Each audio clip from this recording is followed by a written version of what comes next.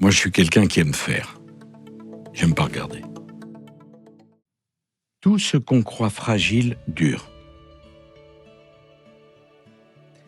Quand vous avez chez vous un vase qui vous a été donné par la vieille voisine, dont vous n'avez rien à faire,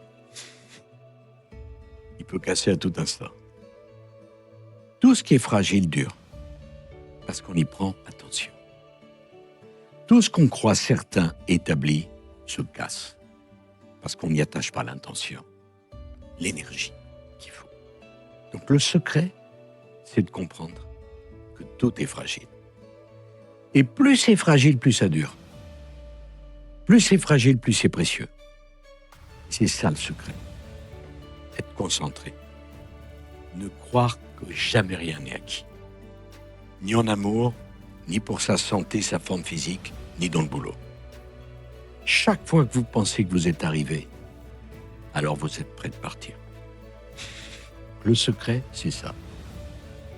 Savoir que ça peut s'arrêter. Que c'est fragile. Que c'est fragile. Parce que c'est contre-intuitif, mais la fragilité est un gage de solidité. Parce que quand vous êtes sûr de quelque chose, à 100%, l'être humain est fait qu'il n'y attache plus d'importance. Je suis né sur une petite rivière, avec une petite canne à pêche. Il y avait des petits poissons, et moi je rêvais de pêcher le requin blanc. Ça, c'est l'histoire de ma vie. Après, pourquoi? Il y a 1000 raisons. Peut-être mon père, peut-être ma mère, peut-être... Bien sûr, monsieur. Mais peu importe. On parlera des raisons. Peu importe. Oui, bien sûr. C'est pourquoi. Je l'ai fait. Après, je pourrais moi-même l'expliquer de 20 manières différentes, chaque fois aussi sincère. Mais la sincérité d'un homme, d'une femme, cette sincérité, elle est dans ce qu'il fait, pas dans ce qu'il dit. Voilà, c'est ça qui est important. Moi, je suis quelqu'un qui aime faire. J'aime pas regarder. Tant que vous passez à regarder, c'est le temps que vous passez pas à faire. Vous savez, on passe son temps à s'inquiéter pour des choses qui arrivent jamais. Et on n'imagine pas le 25 tonnes qui vous arrivent dessus. Mais c'est jamais terminé. Rien n'est jamais terminé. Parce que la vie, c'est une succession de renaissances. C'est un cycle. Bien sûr, on renaît. Après une maladie, après un échec, après un divorce, après, que sais-je, après une trahison. C'est pas parce que vous êtes trahi par un ami que vous ne voulez plus avoir d'amis. Exactement. C'est pas parce que vous échouez dans une histoire d'amour qu'elle se termine que ça doit être terminé. Rien n'est jamais terminé. C'est vous qui décidez si c'est terminé ou pas. On dit parfois, la retraite, il y a beaucoup de gens qui étaient actifs et c'est la mort pour eux. Parce qu'ils ont décidé de ne pas renaître. On renaît jusqu'au bout. Jusqu'à la dernière limite. Jusqu'à la dernière seconde. Et c'est quand une opportunité se présente, il faut se jeter dessus comme un affamé. Il faut être opportuniste dans le bon sens du terme. Il faut aller, une opportunité, il faut la saisir. Vous savez, il y a deux catégories de personnes. Il y a ceux qui saisissent les opportunités et il y a ceux qui réfléchissent à l'opportunité. Voilà. Et il y a beaucoup de gens qui disent, mais il y a de la chance, etc. Non, la chance, c'est d'être tourné vers l'opportunité. Et quand elle passe, professionnelle ou personnelle, la saisir. On n'apprend qu'avec les échecs. On n'apprend rien des succès. Et moi, je me souviens très bien de la soirée de 2012 et j'ai beaucoup de mal à me souvenir de la soirée de 2007. Parce que dans l'échec, les gens vous regardent vous. Dans le succès, ils regardent la lumière. Et la lumière, ça aveugle. On ne voit rien dans la lumière. Si vous êtes toujours dans le commentaire, j'ai du mal à me regarder moi-même.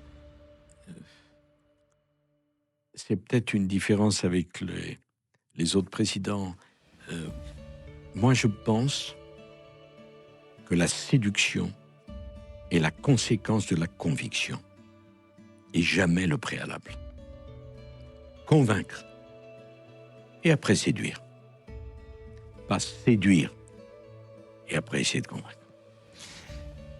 Moi, vous savez, je suis assez un esprit libre. J'impose très peu de choses. Mais ce que j'impose, je l'impose vraiment. Ce que j'interdis, je l'interdis vraiment. Vous savez, un jour, on m'a interrogé pour me dire quel serait pour vous le dîner idéal, les gens que vous rêverez de rencontrer.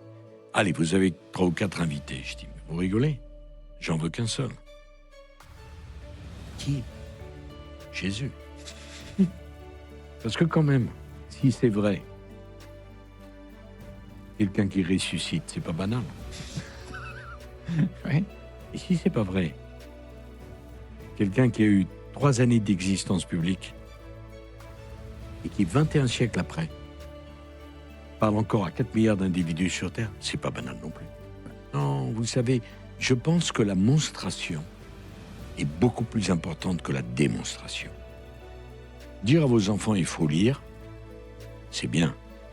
Mais lire soi-même, c'est mieux. Dire à vos enfants il faut faire du sport, c'est bien. Mais en faire soi-même, c'est mieux. Et au fond, vous savez, on transmet à ses enfants pas ce qu'on dit, on transmet ce qu'on fait et ce qu'on est. Le lendemain de ma défaite en 2012, Carla était très inquiète. Tu vas pas être déprimé. On va faire autre chose.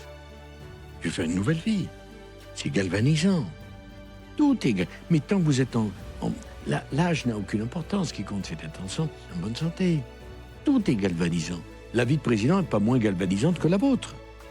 C'est la vie qui est un miracle.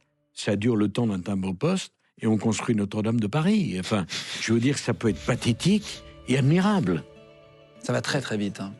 Ça va vite et en même temps, vous faites comme si ça durait tout le temps. Et comme si vous alliez laisser une trace. Et donc, la vie galvanisante, pas simplement d'être président.